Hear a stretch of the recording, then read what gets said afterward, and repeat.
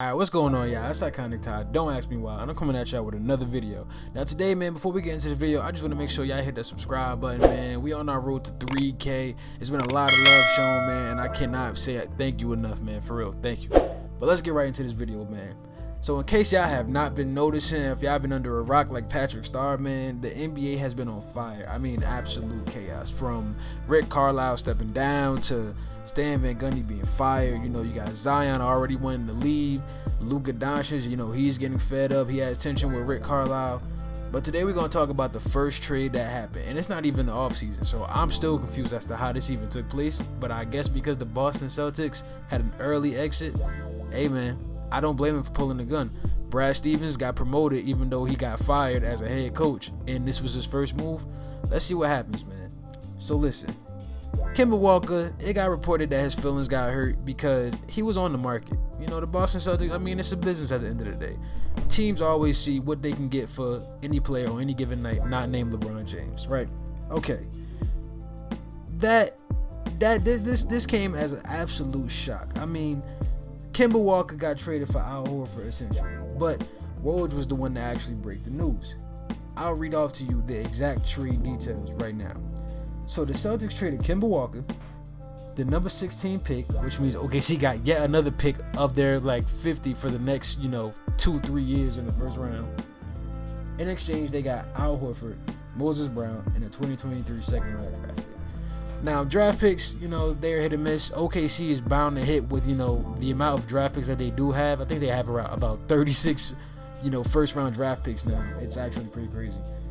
But at the end of the day, this move had to be made because, Kemba Walker was a disgruntled, quote unquote, star for the Boston Celtics.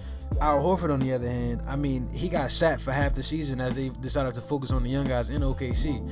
That was really more of a contract dump, him even landing in OKC, but it makes sense now why he's gone. He's returning to Boston, so we'll see how that pans out. He averaged 14-7 when he was on Boston, and he did all the dirty work, essentially having that Chris Bosh role back in Miami with that big three. So I think this is actually going to be a really good fit. Meanwhile, for Kemba Walker, I think Kemba Walker is going to be traded again. I don't think he's going to even play a single game in OKC. I don't think this is going to be a Chris Paul situation where, they say they're going to trade him and Chris Paul actually ends up getting the team to the playoffs. I don't think this is that situation at all. For that reason and that reason alone, I will say that the Boston Celtics won this trade. It's not by a landslide, but they did win this trade. They brought a familiar face back, a guy that these young guys want to play with. I think Al Horford is going to step in and automatically know his role. Now, Kemba Walker, we got a few fits for him here and there. We'll see where he goes. Me personally, I think the two best teams for Kemba Walker will be the Mavericks and the Bulls. Here's why. So Luka Doncic, absolute star, absolute beast, top 5 player in the NBA right now. He might be number 1 depending on how you guys feel about LeBron James and Kawhi. You can make the argument. Luka needs a Robin. Porzingis cannot be your Robin. Porzingis is getting paid $30 million a year and was giving you 8-3 in playoff games. Now, don't get me wrong. Kemba Walker has to be motivated in order to give you a good game. Kemba Walker, he's had his questionable moments. But if he's motivated, he'll give you more than 8-3 like Porzingis did. The second team I would say is the Bulls. Here's why. The thing about the Boston Celtics and why I didn't work with Kemba Walker is this. Jaylen Brown, Jason Tatum, Kemba Walker. They're all ball dominant guards, correct?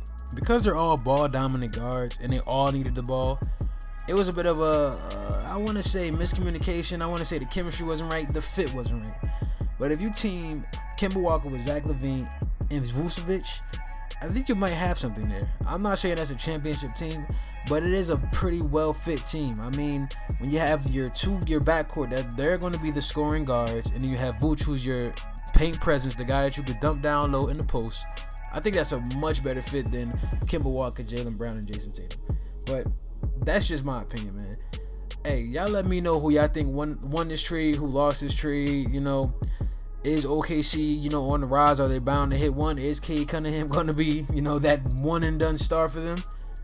What do y'all expect for Al Horford to do in Boston? Did Boston get better? Did Boston get worse? Y'all let me know, man. I'm Iconic Todd. Don't ask me why. And I'm out.